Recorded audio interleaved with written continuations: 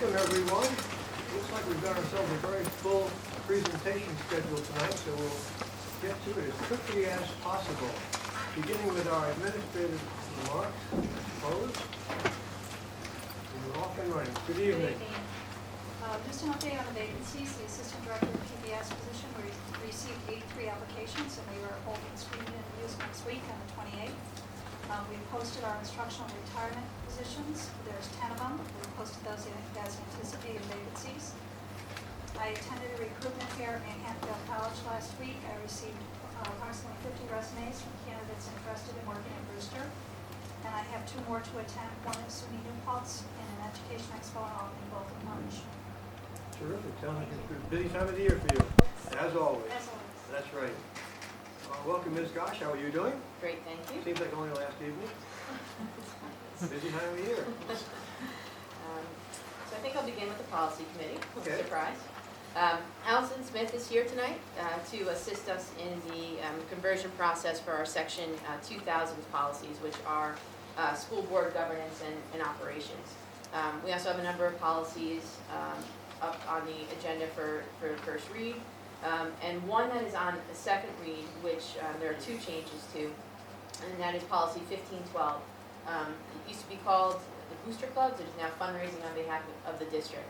So in addition to the title change, there's also a material change of that policy, which says something along the lines of an exemption for organizations with long-standing relationships with the district who have district representation on the governing board. New York State assessments are on the horizon. Sorry to break the news to you, remind you of that. The ELA assessments will be administered March 28th through the 30th, and math assessments will be May 2nd through the 4th. New York State, just for the board's information and for the public's information, New York State is offering a computerized version of these assessments. And the idea behind it was supposed to be computer adaptive. So if a student was doing well in the assessment, the difficulty of the question would increase. And vice versa. If they were not doing well and getting the questions incorrect, the rigor would decrease. And it was supposed to reduce time on task. The version of the computerized assessment that the state is offering at this point is not that. It's basically just a paper version of the assessment. So us, along with a large majority of regional districts or districts throughout the region, are going to hold off on those computerized assessments for at least for another year. And finally, we have a very exciting presentation tonight on K-5 MTSS, or multi-tiered systems of support, that Dr. Zamberlin and Dr. Young have worked very hard on. What I think you'll see, and what's pretty exciting for us, is really a clear evolution of systemic and targeted supports for students, both from an academic and a social emotional perspective. We have some work to do in terms of making sure that our K-12 system of supports are in line. But with that said, I'm glad Dr. Henning didn't get to look at my comments earlier today. But I just have to mention that the progress that the district has made over the last few years is a direct result of her leadership, as well as a lot of work that's gone on in the district. And what it has resulted in is a real mind shift to making sure that we garner all of our resources to support students and help them succeed. Thank you so much. I appreciate that. And Mr. Carlson, how are you tonight? I'm well. Good evening. Just a few updates. 2 weeks from tonight, March 7th, it's our first budget presentation. Yep. Some very exciting news in the world of food service. Brewster is one of just 6 school districts in the entire country to receive the School Food Support Initiative grant from the Chef Ann Foundation. Wow. And the grant provides the district with consulting services in assessment and strategic planning, and the value of those services is at over $160,000. Holy smoke. So we're very excited about that. The goal of the program is to eliminate highly processed and artificial ingredients from our school menus. And it also puts Brewster in the running and those other 6 districts for the opportunity to apply for a one-time $50,000 grant to help us to implement the recommendations in terms of equipment purchases and operational expenses. So I would like to thank Kathy Ash and Meg Shad for all of their work in putting together the grant application. We could not have done it without them. They continue to work tirelessly to improve our meal selections and our operation altogether. So again, thank you, Kathy Ash and Meg Shad. Our architects from KG&D will be here this evening. As you can see from the board agenda, there's quite a few change orders that we're going to be recommending approval this evening. KG&D Triton just finished their most recent reconciliation, so that's why we're preparing a lot of them for one evening. We're also going to be discussing the opportunity to provide air conditioning at JFK as part of next summer's renovations. And finally, a few items down on the agenda, I'll be presenting an update on the Cold War veteran exemption. And that concludes my comments. Well, you made me do it, Vince. I guess I'm not going home tonight? That's okay, I could do it. Where did I talk to KG&D? All right, thank you so much, Dick, I appreciate it. And Dr. Henning, how are you doing? Great, Dr. Jamboard, Board Trustees, thank you.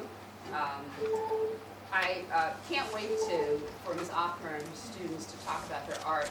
I've been in their classroom to see the evolution of this, and I just think it's an extraordinary example of what we do, what students are capable of doing when we allow them to share their critical thinking and creativity with us. So that's so awesome. And again, thank you, Ms. Offner, for taking on this new opportunity to offer our first 8th grade art makerspace classroom. And I know you're going to share what that means, but it's through your effort and your initiative that it took place. So I want to thank you for doing that. You have many years of experience in the district, and you chose something that takes a lot of your time. So it says a lot about you as a professional. So thank you. Well, I just want to thank Michelle Gosh too, because she's the one that last year kind of created the class and said we were going to go with it. So that's pretty awesome. Yes, thanks to everybody. Absolutely. Really, everybody supported us. Our student athletes continue to excel. The following students qualify for New York State championships, and this is information from Coach Berardo, who does such a fabulous job with our athletic program. Grant Pumo in wrestling, Amber Van in gymnastics, and Sophie Lester in skiing. Chris McCarthy and Keegan O'Connor also qualified as alternates.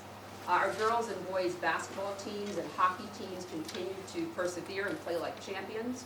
Our track athletes have their state qualifier this Friday, so early congratulations to them, because I know they'll be victorious.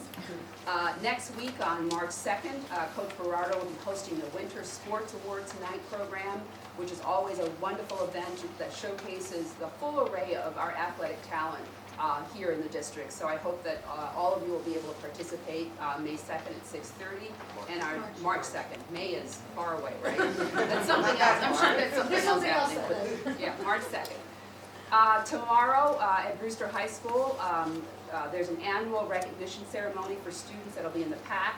Starts at 8:30. There are 250 students who are going to be honored for their success. So I hope that you're available. That's an event that happens every year where we all love attending that and applauding the efforts of our students. On Thursday at CV Star, the Colonial Fair will be on full display starting at 9:30, and hopefully if you're around, you're able to participate and see that. It's absolutely extraordinary and a wonderful effort on the part of all the professionals in the building to make the study of American history interesting and obviously a memorable experience for students. There's been a lot of interest in our board-approved Brewster Community Learning Center, lots of interest on the part of our community to recommend courses as well as to teach courses, so that activity will culminate next month, in a selection of courses that we'll be offering, so stay tuned for that. Another very exciting event will be happening at CV Star Thursday, and this is Dr. Young and teams of teachers will be the subject of Dr. Lucy Calkins, who is the creator of the Teachers College Reading Writing Workshop Project. Dr. Calkins is actually spending most of the day, half of the day, arriving at 11:30 and leaving about 3 to photograph classrooms.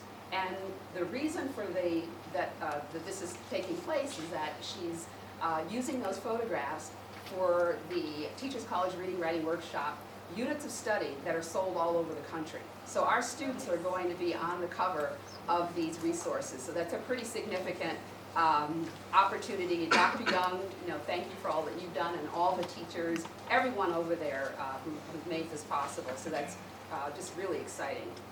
Also on Thursday, administrators will be meeting with Carol Sneed and Mike Sellett to review the incident command system, which is all about helping to make sure that we have good systems in place to respond to emergencies. The liaisons will be meeting tomorrow at lunch to review conversations that they started with regards to our strategic coherence plan, and in particular the skills, focusing on the 4 C's, critical thinking, creativity, collaboration, and communications. They have had some conversations back in their schools with their teams and departments, and they'll be sharing how teachers are looking currently at their curriculum, their instruction, professional learning environment, and assessment to see where they've integrated these 21st century skills. So we're not asking them to change, we're asking them to start having the conversations, and then towards the end of the school year, we're asking them to identify some areas that they want to start exploring differently. Also on March 15th, which I'll remind you of again, the Strategic Coherence Planning team, we were snowed out 2 weeks ago, but we'll be reconvening and continuing our work in defining those 21st century skills, and also looking at a new logo and slogan that represents this work. Michelle and I will be preparing a presentation for the March 2nd board meeting with a plan to expand the Ruler program, the Yale University Social Emotional Learning Program, as well as integrating a new program at the secondary level called COPE, which stands for Creating Opportunities for Personal Empowerment, which focuses on physical health and mental health outlook. So that's work that we obviously look forward to sharing with you at greater depth on March 2nd. Last Thursday, BOCES organized a meeting to bring together local legislators. Our Senator Murphy was present to hear some of our concerns about foundation aid and how New York State needs to revisit the whole wealth calculation in this lower Hudson region, which still looks at the 2010 census data. Lots happened since 2010. So we certainly spent the time talking to the legislators about resetting that formula so that we get a greater share of the funds from Albany. Last Monday, Victor and I visited the Southeast Planning Board to share updates. We were invited to come there to share updates on enrollment and the construction projects, as well as our strategic coherence plan. That board is very interested in having future updates and involvement on the part of our board, so that when they make decisions about new housing projects, they are considering the impact on the school district, obviously. I'd like to extend the condolences of the district to Carla Scipione's family. She lost both her father and her father-in-law, so we extend our condolences to them for that loss. Thank you. Thank you, very comprehensive. So, in deference to the big agenda tonight, I'll just give you a very thumbnail sketch. Weather has been a factor. Last weekend, we were snowed out. We should have been in Albany. We were in Albany, we've been stuck, to visit with all of our legislatures, to begin the campaign this season on behalf of equitable funding for our schools, which you referred to. And very fortunately, the superintendents in our region are taking a very active role in fighting for a more realistic estimate of wealth and poverty. It particularly affects a district like Brewster, because if we do not have an accurate representation of our wealth, we will be getting less aid that we are entitled to, and that, of course, will have an impact on our students and our programming. Fortunately, the people who represent us, both in the Assembly and in the State Senate, are very actively in the corner of public education, and they don't need much convincing. So instead of trying to convince them, which you don't have to do, if you do come across them, thank them. Thank them very much, because they are an active voice in Albany. They do represent the needs of Brewster, which we do need. Coincidentally, we are having a lot of communication among professionals and hopefully with legislative people as well, to take what we're doing with the new curricular materials, the 4 C's as they're called, and adding a 5th C, if you want, and that is basically helping children to cope under increasingly adverse circumstances in our society today. We are making the social emotional well-being of children a target for ourselves that we believe can fit alongside the 4 C's that are in today's curriculum. We feel that we are in the middle of a mental health crisis, and the heroin epidemic is only the tip of that iceberg. It gets all of the attention, certainly it's horrific, but it's not the only thing that's going on with today's youth, and we aim to focus much more attention on that and get folks in Albany and throughout the state to help support us in those efforts. And I'll keep you posted on our progress. We're having a meeting tomorrow, coincidentally, with the director of the New York State School Boards Association, and to his credit and to the commissioner's credit, they have both agreed to keep this at the top of their agenda. So the door is open, and I'm going to keep walking through it and pushing this cause. Keep you updated as we go. Jamonica, how are things going with you tonight? Good, thank you. So currently at the high school, rehearsals are underway for Mary Poppins, which will be showing in March. And on Thursday, Demo will be hosting a student leadership convention.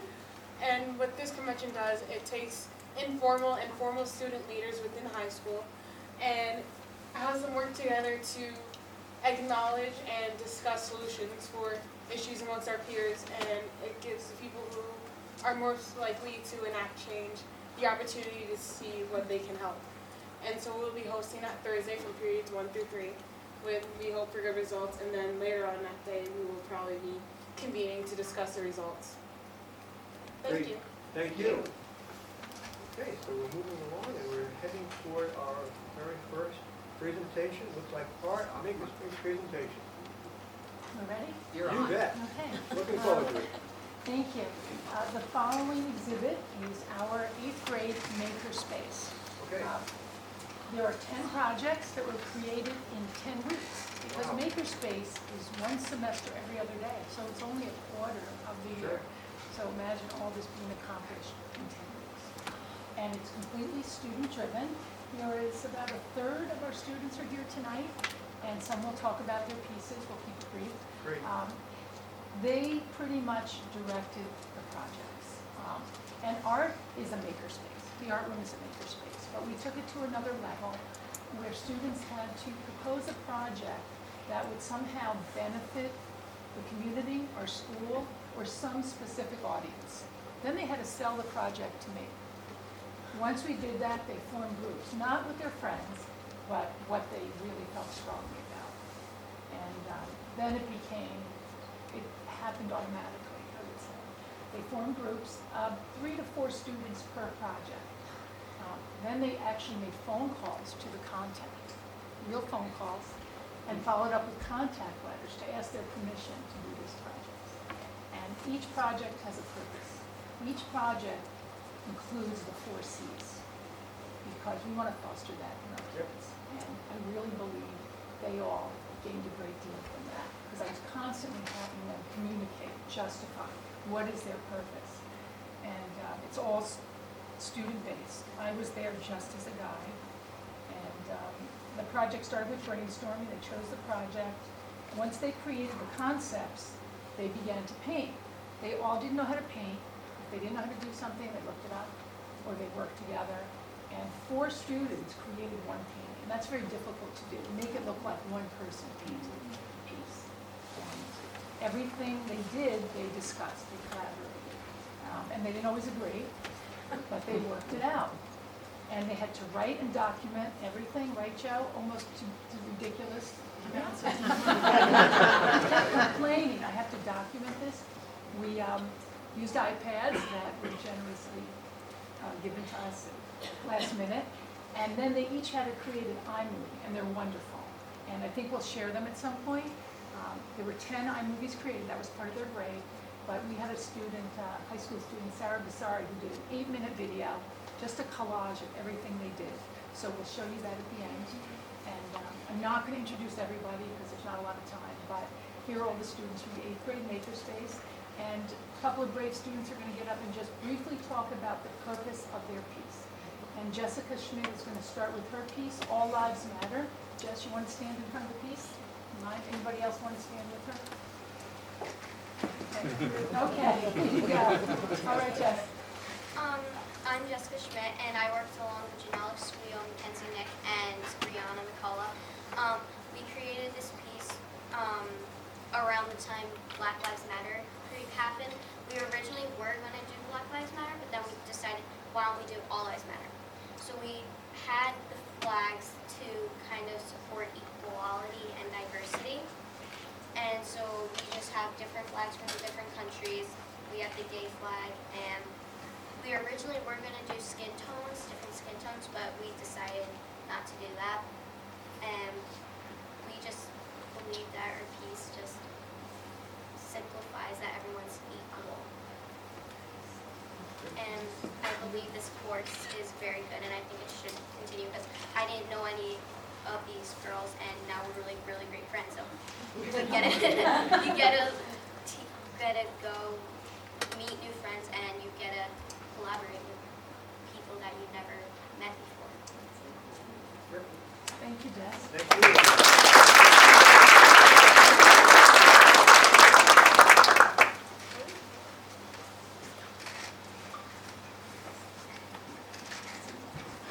I'm Caitlin Erico. I'm Dana Kashani, and I'm Alex Jewell. This is essentially a group minus one member which couldn't make it tonight, but our project is an interactive 3D wooden painting. These are all wooden panels that we painted with different designs from the Disney movies, different things that relate to what we felt as our childhood. And we're donating this to the Maria Ferrer Children's Hospital because I was a patient there, and I felt like this was a great way to give back to the kids there that are still in the hospital. Sure. Could you tell me if you take those apart? Could you explain Yeah. that part? You can easily take these apart from my Buff them off. There's paintings on both sides, and you could arrange it in different ways. Stick this on a different side, over here, put it over here, just different ways so the kids could take it apart and rebuild it how they like it. And we also have the extra blank panels to send over to the hospital so the kids could paint whatever they want, add it onto the piece themselves. Yep. Thank you.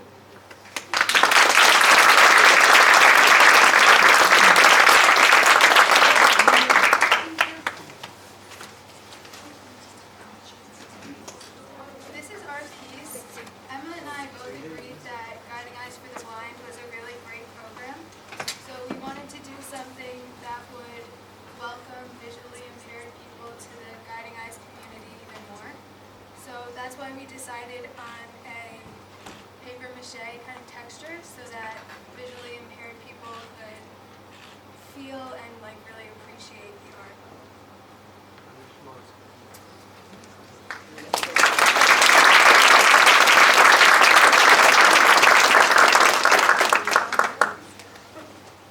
My name is Joseph Likens, and I was working in collaboration with Owen Cinta, Victor Farias, and Lexi Gagliardo to create the Rain Life mural you see here.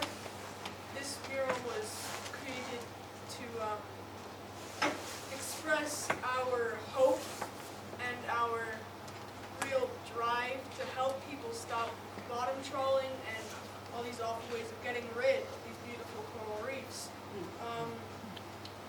We were hoping that really one day we can bring these wonderful items and the college communities back to just sort of diversify and create a better world, because everything works together, and no matter who you are, what you want to believe in, it's life.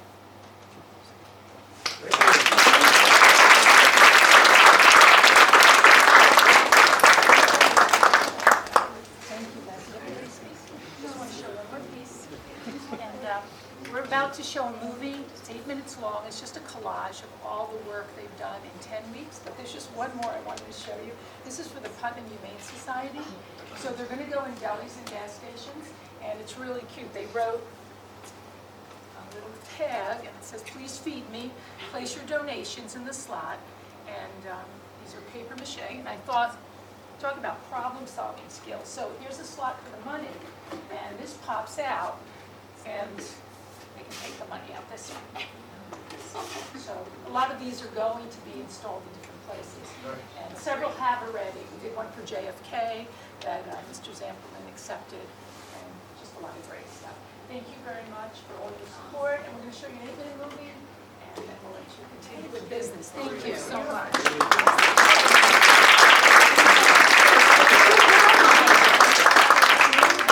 Stand over here, you sure? Okay, thank you.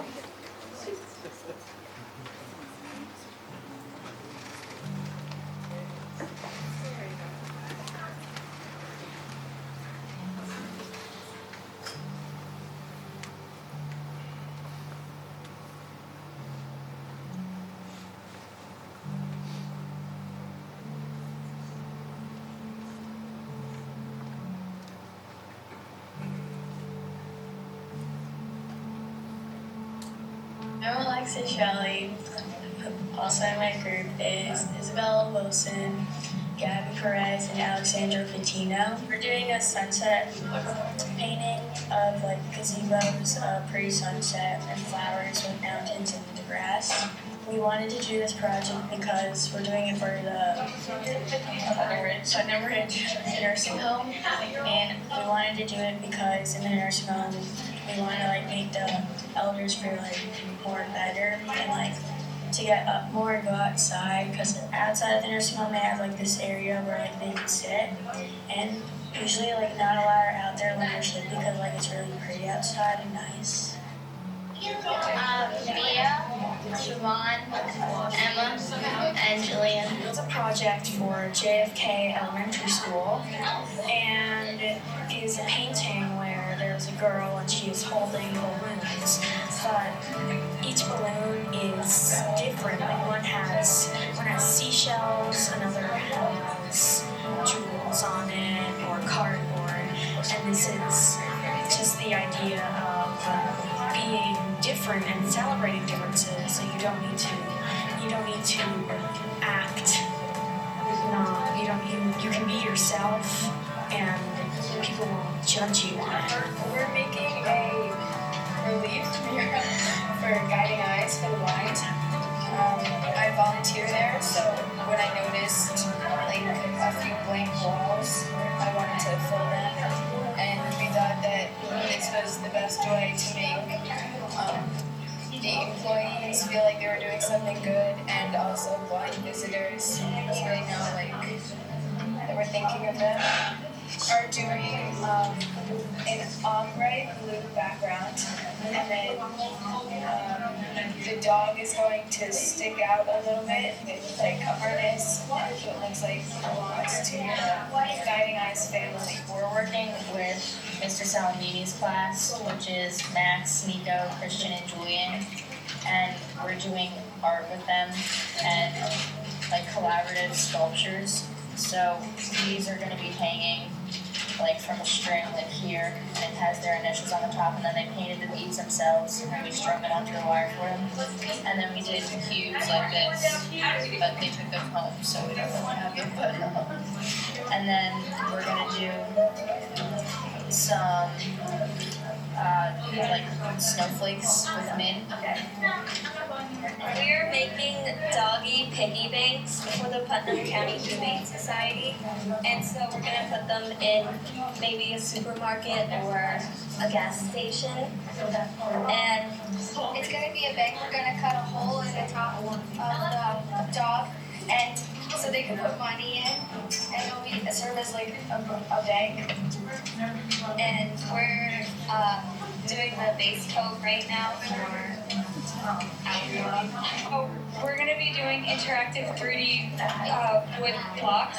So what happens is we're going to take these pieces of wood and connect them together. So these have Disney characters of Disney movies and Disney shows. So it gives a kid-friendly vibe, and they're familiar with all these images. So it's a way to feel normal while in the hospital. These are going to the Maria Guerra Children's Hospital, a place that I know about because I was a patient there 6.5 years ago. And they saved my life, so this is a way of me giving back to them and everyone else here. We're gonna have the 8th graders write answers to questions like, why are you proud to be an American? What do you think of when you see the American flag? And we're gonna put it on a piece of index paper, and we're gonna put them on the flag, and it's just gonna show their respect for the flag and So our project is to make a beautiful educational sea life mural for the 7th grade hallway in the science wing. This mural is going to be made to educate the 7th graders who are taking a marine biology class on these wonderful magical creatures in the coral reef. The coral reefs are being taken down by bottom trawling and other bleaching artifacts and stuff. And so these coral reefs may not last for long if we keep this up. This mural is made to show kids how beautiful these things are and how we should really keep them fresh and happy. And so our project is about all lives matter. So we decided to create a face based on different nationalities and religions. We also wanted to include the LBGT. So we did the gay flag to represent that, and also as a representation of the different skin tones. We're gonna do the face, but now we're gonna leave the hair as it is, and we're gonna use that to represent the different skin tones. And the blue is just a symbol of the world. It's gonna go into the cafeteria hallway. We did 5 tiles, and some of them have designs in them, I guess. This one we wrote our names on it. And that one's very plain, but I like it. And yeah, it's a simple one. Our next step, I think, is just we're just gonna make more, but it's gonna be different colors and Either different colors or they're just gonna have the same exact background as you. And I hope that people next quarter continue it. Yeah, definitely.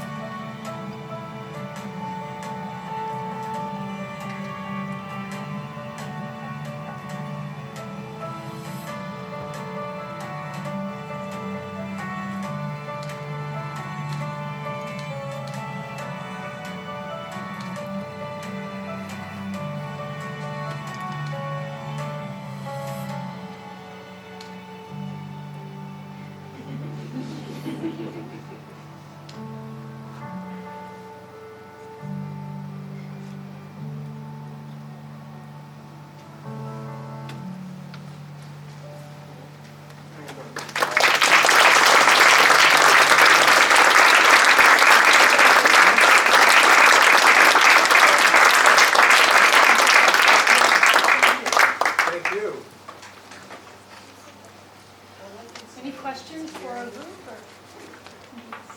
Thank you. 10 weeks. 10 weeks. Amazing. Very proud of them. We are. Amazing. All I could think of when I was watching these was the phrase, "And the children shall lead them." Yeah. And we got it all right here. We have many more ideas for the spring too.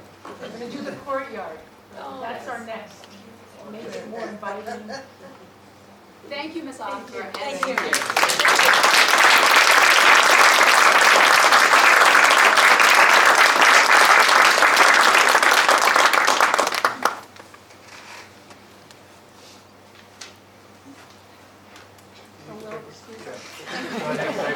Thanks a lot.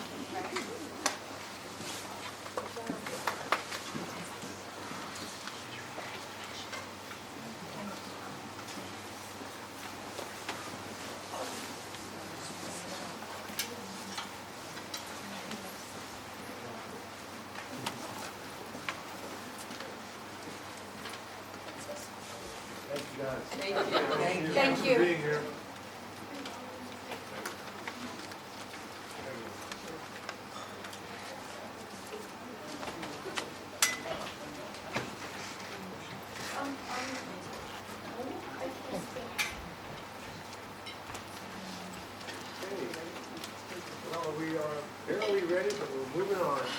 hear about the K-5 intervention presentation from Dr. Young and Dr. Zamboni. Welcome, both of you. I'm sorry, that is a very tough act to follow. That's what it is. The number one rule, I know. never present after students, especially this group of creative projects that we have. So we're, Dr. Young and I will be presenting on the MTSS at the K-5 level. Okay. And MTSS, what is it? So if you recall, over the years past, we've been focused on response to intervention, RTI. And if you think of those words, response to intervention, an intervention was put in place for a child, and how did they respond to it? How did we measure that to tailor the instruction for that student's growth? That has evolved into the multi-tiered system of support, MTSS. And it's a more broader framework in looking at student improvement.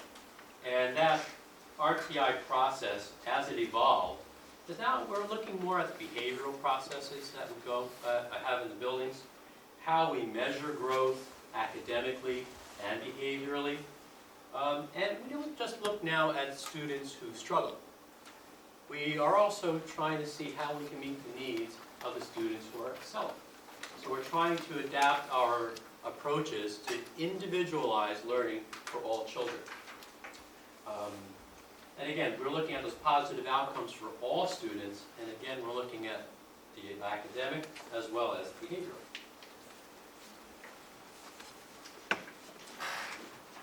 We often talk about how difficult it is to really know what's going on in school. Think of yourselves as parents and nieces, nephews, keeping up with 2, 3, 4 children.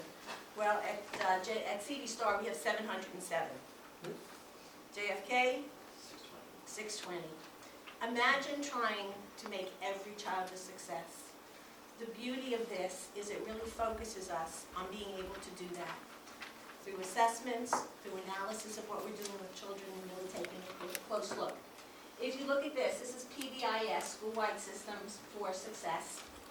And when you look at this chart, you can see on the right side, years ago, we also only focused on academics, whereas now we're really realizing, and we understand how important it is to focus on the behavioral success of our students, because if you don't feel good about yourself, and if you have emotional issues that are difficult to handle at school, you're not going to learn. So if you look at this, you can see that on the right side, we talk about behavioral systems, and we'll go into detail as we go through each of the slides. And on the left side, the academic systems with the different interventions. We'll also talk about that big green band, which is about 80% of our students. And they're the ones who get all of the instruction. Everyone in the class gets that instruction. The children who struggle might get secondary intervention. Again, we'll be talking about that in more detail. And in those tertiary interventions are the students who really need smaller groups, more time, and those to help them with it. So in the past, we presented this model, which is this response to intervention, which was a 3-tiered approach. Some of the language is small. This is what we've been using as a framework. And you see that there on the left, there's an arrow moving up the side of the pyramid with increasing levels of support. So about 80% of our children should be in the green. These are where we work with children within the classroom. Then as we decrease into 15% need tier 2 supports, and then a smaller portion need about 5% tier 3 level supports. And if it goes beyond tier 3, then we're looking at, does the child have special needs? Is there a reason this child isn't learning? Why are they struggling after we've tried all these interventions? What's next? What else? So with the tiers, again, tier 1, which is the very base of this, it happens in the classroom. We have universal screenings, which occur 3 times a year. We benchmark the children in the fall, again in the winter, and then in the spring to see how they grow over the year. And as you go up, I know it's very tiny print, so I'll kind of summarize for you, because this really has such great detail to take a look at. We wanted to put it in the PowerPoint. but if you look at it, what you notice is that at the bottom, it's not that the 80% don't get interventions. They also get their support, but usually that's through heterogeneous grouping, small group, and their needs are met within the classroom.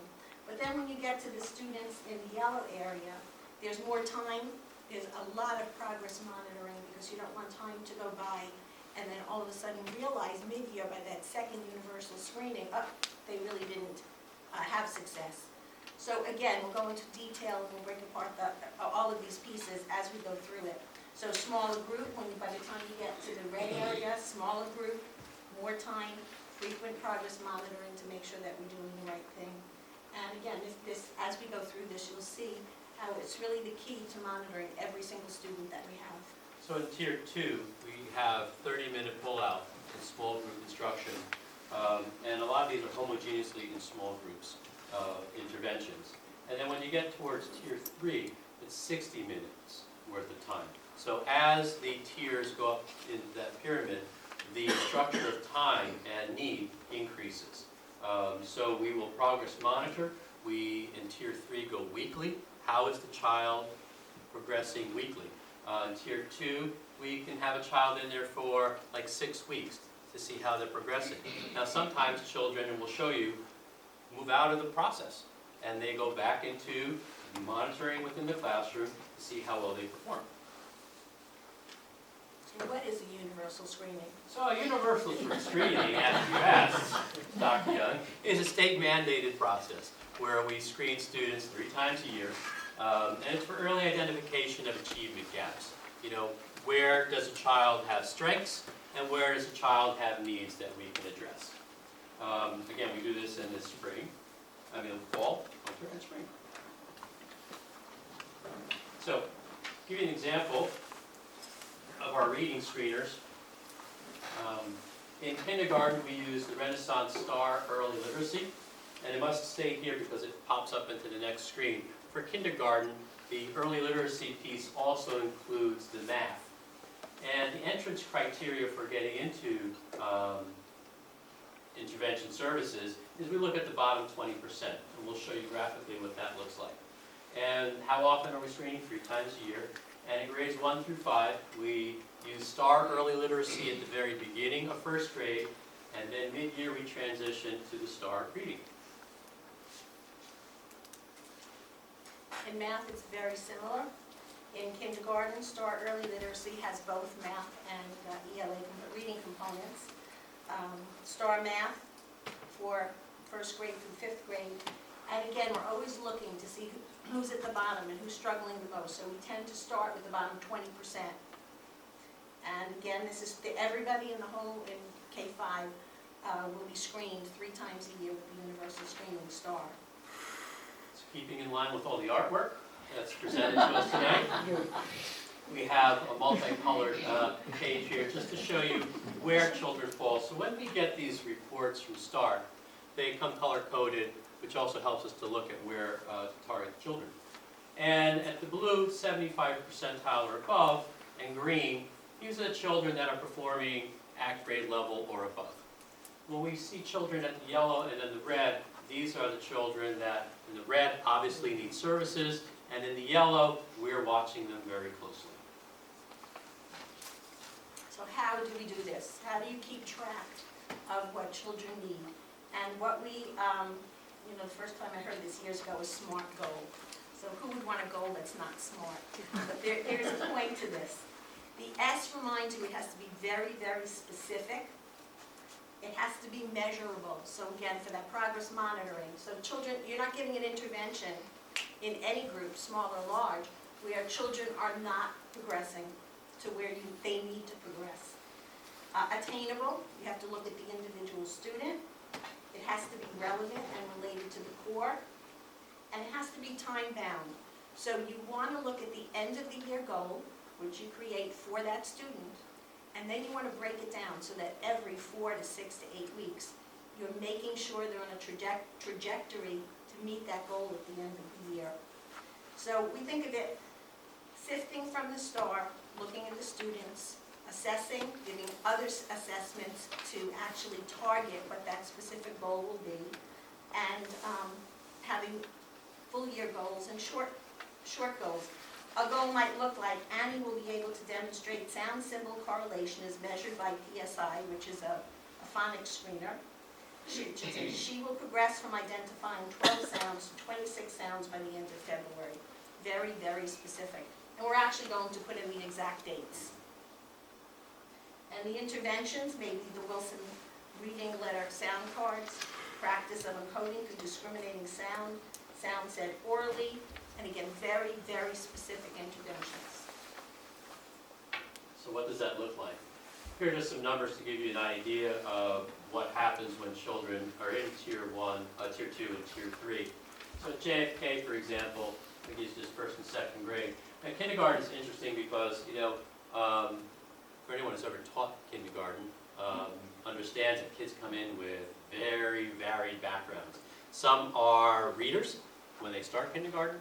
Some have not even been exposed.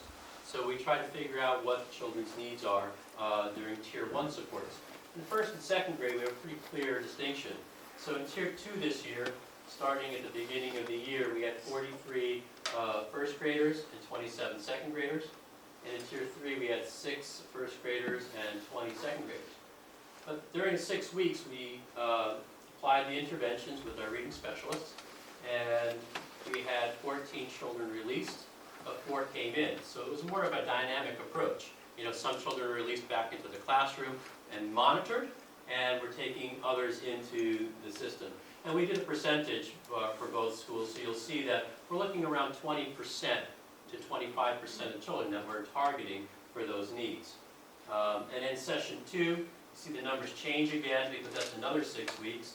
And in the winter, we're down again to our numbers, and we're going to monitor children to either bring them back in for services or release them.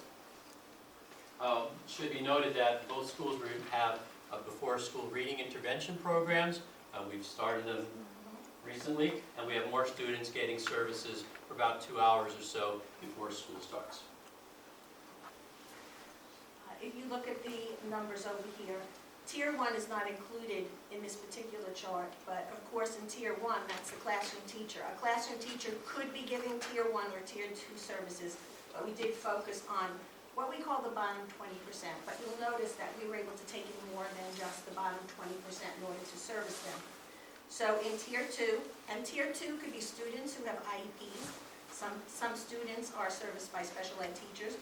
Tier 2 usually is the interventionist, the reading or the math interventionist. And you could take a look at the numbers. I think you could see it from where you are. So at the beginning of the year, we were servicing 72, which is approximately 31%. And it averaged that. I'm not going to read you all the numbers. But we were happy to say that the students we released 34 students back to Tier 1. So now go back to the SMART goals. How will Tier 1 teachers, even though they work together with the interventionists, know exactly what to target? Because you never want children to slide backwards. Those goals are shared among those teachers, Tier 1, Tier 2, Tier 3 teachers, so that they know exactly what that student needs to review and what they need to stay on top of with the students. Dr. Young brings up a good point. When we say the bottom 20%, we're also keeping track of the 21 to 30%. Who are those children? Where are they and how are they performing? We don't want children falling between the cracks, so we're making sure that we're taking that bottom 20% like we should through the RTI and TSS process, but also who's on the cusp. We have meetings, we just called, this morning we had a meeting with a parent of a cuspy child, we called it. How are we going to address your child's needs specifically? So we have to bring in the parent, we bring in our teachers, we have specialists, and we talk about that child specifically around the needs. How do we get that child who was just released from the MTSS process with the specialist back into the classroom, and what are the supports we're going to put in place? And with the SMART goals, we make sure that we address those needs. I just wanted to add one more thing. If you look, you can see that in September there were approximately 223 children being serviced. At the end, right now, mid-year, there are about 225, it's the same. So as we release children, we dig deeper into that so we can continue to service those children and keep them on target. Our math numbers, again, around 23% 3%, 20% of our children. They also take the STAR assessment. And we released 18 students. We took in we released 9 in second grade. We brought in 5 new students in the winter, 8 new students in second grade. But we're progress monitoring a group that we are making sure that they don't slip. So they showed progress, but we're just not sure that we want to release them just yet. Again, very individualized. We have this as a framework, but we look at every single student. We talk to teachers. We look to see if they're applying what they've learned in the classroom. Math is interesting. And the reason math is interesting, so much of it is attached to language and reading. So when you look at it, you're really working on both things at the same time. And I look at one of our interventionists is here. So you're always teaching them that math language, but you're also teaching them all of those skills. And it's this fine balance of moving from concrete, moving into transitioning into the abstract, giving them the language. And a lot of it has to do with reading, especially 3rd, 4th, 5th, where you're talking about word problems and analyzing. So it's challenging, and we're fortunate we have such excellent teachers who are doing that. And this is the chart again. We released 21 back to Tier 1, and now those classroom teachers will be supporting those students who are released, and then we pulled some more back in to make sure that we meet the needs of other children. So everything is a team approach when we deal with children, and our academic, we have reading, math, interventionists. We also use our speech language teachers as well as ENL teachers and special educators. Our school psychologists, social workers, OT, PT, and behaviorists help form the social emotional piece. Everything that gets done for a child is done through a meeting process. And we have teams that are fairly dynamic in meeting the needs of children. We have evolved our TI process in the past, where we used to have a team of people around a table. Now we're really targeting a need. So teachers will go to, let's say, Mr. Conroy and say, I have this need on this child. And he will say, well, let's get this specialist or that person, target and develop a SMART goal for the child, and now how do we measure it over time? And then they re-meet again, maybe 5 weeks later, what progress did we see, or do we need to take it to the next level of support? So we're in constant meetings. So we wanted to give you a taste of interventions, because there are volumes of books out with many interventions, teacher-made activities, along with purchased programs that support us.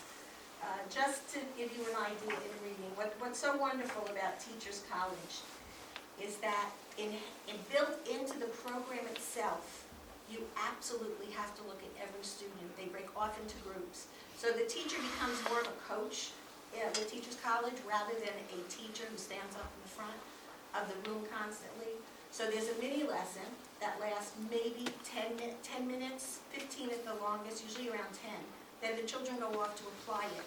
And that's when the teacher goes from group to group. So they're constantly assessing the reading needs of the children. And on Tier 1, they're constantly meeting their needs in these heterogeneous and sometimes homogeneous groups. So if you look on the left side, we use the level of literacy intervention, which we affectionately call LLI. We have Teachers College, we have Fast for Word, again, just a couple of the things we have, Words Their Way. And we've taken a lot of strategies from reading recovery and from other, we have experts in the field of reading and math, and they really extract from other programs strategies they could use, unless we're delivering a program like LLI with fidelity, because you want a certain programs you really want to deliver Wilson exactly as it is. On the right side, you see some of the math interventions. What I like about this is that the multisensory manipulatives really start in kindergarten, and children who struggle need to see it as concrete.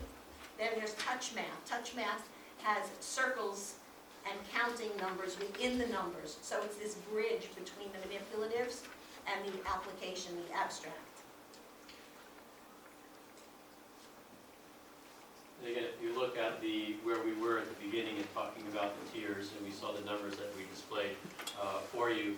About 80% of the children, again, are in that Tier 1 intervention process, and we have about 20% of our children in Tier 2s and Tier 3s. And Tier 3s obviously are smaller numbers, and these are the children that, get more intense services. Again, we watch them because they could be on the cusp of going into special education if needed. But we don't want children to be stuck in a tier. The idea is to have this more dynamic so they move from one set to the other. The other thing I want to add about giving the universal screener, it's not us who decides who goes into the intervention or who goes into Tier 2 or Tier 1. We have meetings after every single, in the fall, the winter, and the spring, after every administration of the STAR, and their DDI teams, and that's data-driven instruction.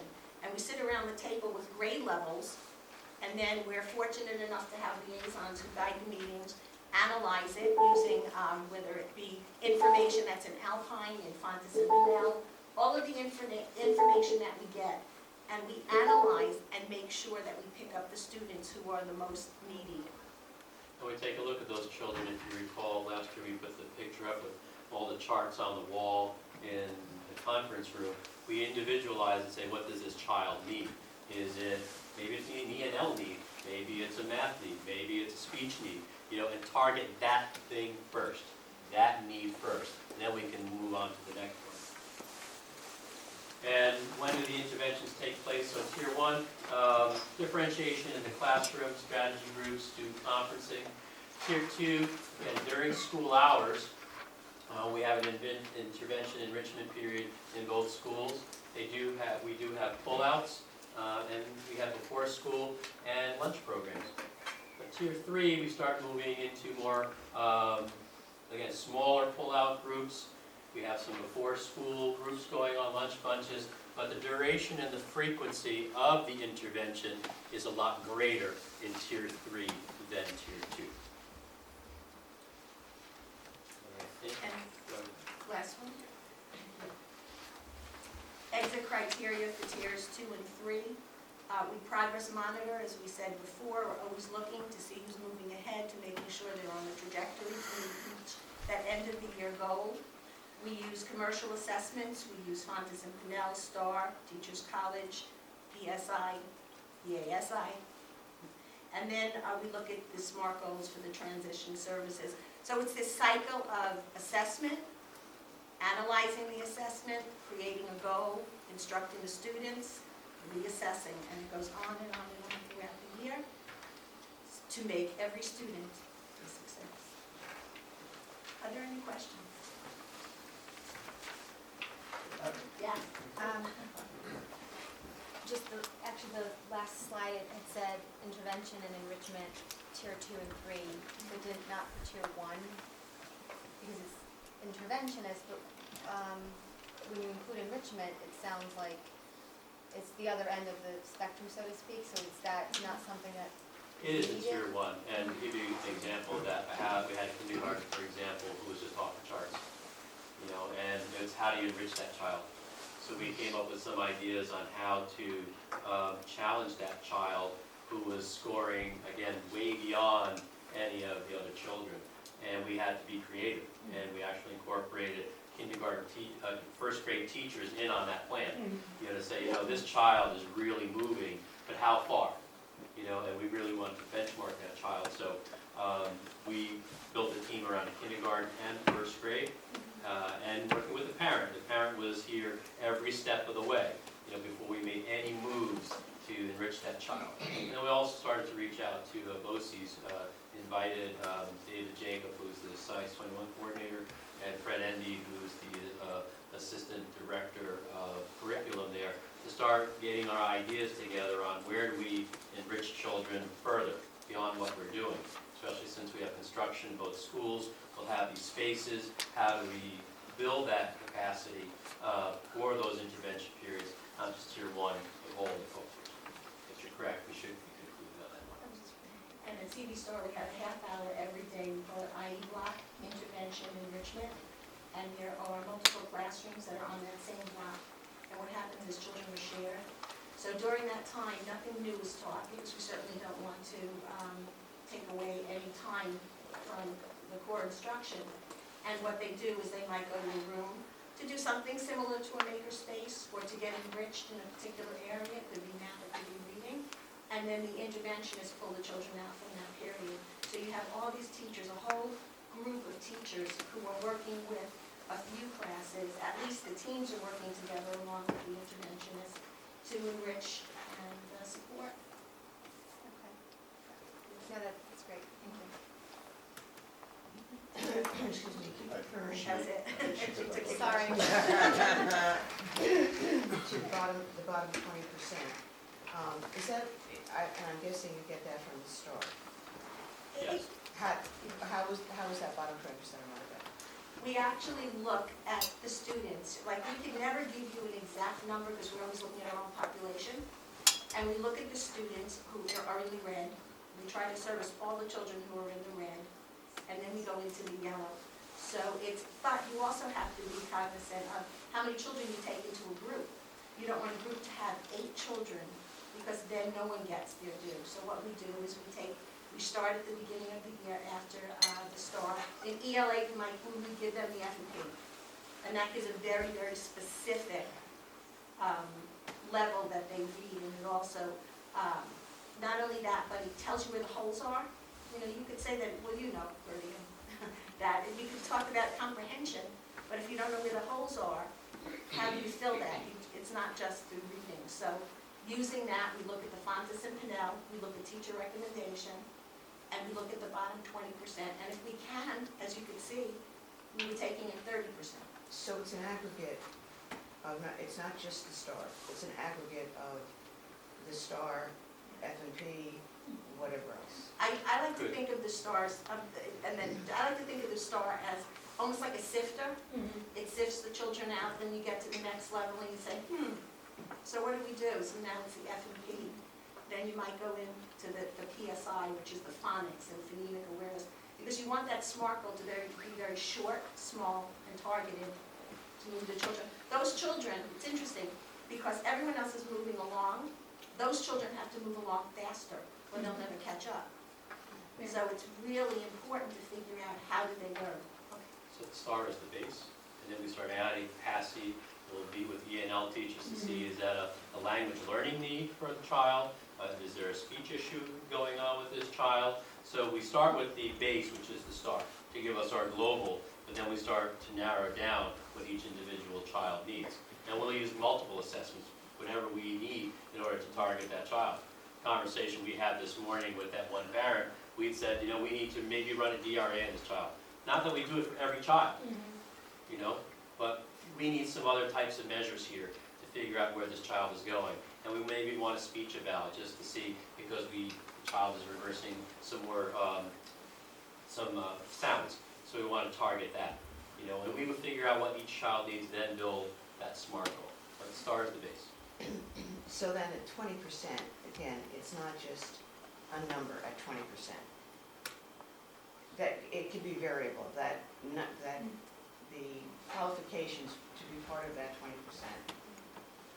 Yes. vary on all these other components of what you're doing. That's why you're seeing 23, 25, you know, on some of those charts, because, and then from every 6 weeks it can get adjusted. You know, but you start around there, that gives us our target, and then we move around. Sometimes it could be a little lower, you know, and then another 6 weeks could be a little higher. But it is a dynamic number. And we don't automatically dismiss a student, or release a student. Sometimes a teacher will say, you know, I understand the student is doing this when he or she is with you, but not in the class, there's no application. So you might just circumvent that and say, okay, we're gonna keep that child in. So you look at many different things. The interventionist sometimes says, you know what, I just know if we release this child now, that child's gonna slip, so they keep that child. So this is kind of global, and then you look at every single student. Yeah. So this is amazing, because you've developed the capacity to be much more refined or defined in assessing student strengths, weaknesses. And that's much more individualized. The challenge then is managing these kinds of data because it's not norm-based so much anymore. You can't just say the kids are at name a grade level. All your tier 2 kids are not behaving identically at all. You could be in tier 2 for various reasons. You could be dropping in and out of tier 2 for various reasons, which is all cool. It's cool to be able to do progress monitoring on that refined a level. But for all these other folks out there who want to do things like how's the system working, how's the staff working, it's going to be much, much more difficult to get an answer to those questions. You can't even answer the question, is RTI really working per se? Because you have to break it out by each student and why each student is in or not in that group. Another challenge are report cards. Yeah, Because really. very often when we talk about giving a number, Yep. and a number says absolutely nothing, it's really not our capacity as a learner for what we have learned. And we're struggling with that, we're going to look at that I'm again. looking at it also. Yes, you're exactly right. So where do you have to answer the question first? Probably report cards.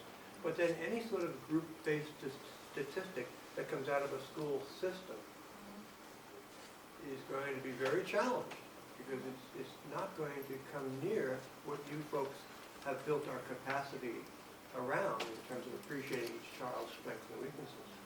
And that global piece of reporting that data out will be challenging, but what's most important is we have an excellent staff, Sure. a seasoned staff, and the bottom line is the parent wants to know, how are you going to help my child? Yep. You know, and we have the teams in our buildings to do that. And I think when you have those meetings that we have, when we bring in those parents, and we talk about those goals, that's the bottom line to us. We can disaggregate data any way we want, going out there for whatever purpose. But that parent, that child, that teacher, that specialist in the meeting is targeting that child's goals. That's where the rubber hits the road. Well, yeah, and I think I think translating to the public, I think what we're telling the public these days is we are definitely going to know your child better than we ever did. We're going to have an up-close view like that, which is terrific, because what does every parent want? They want to know that you know their child, and that you're taking care of those needs accordingly. Steve, one thing I noticed, I was writing a question and I picked up on that, you know, when you said the 20% in the red zone, but you didn't forget the kid who's borderline. You know, we know the bottom 20, we know the ones who excel.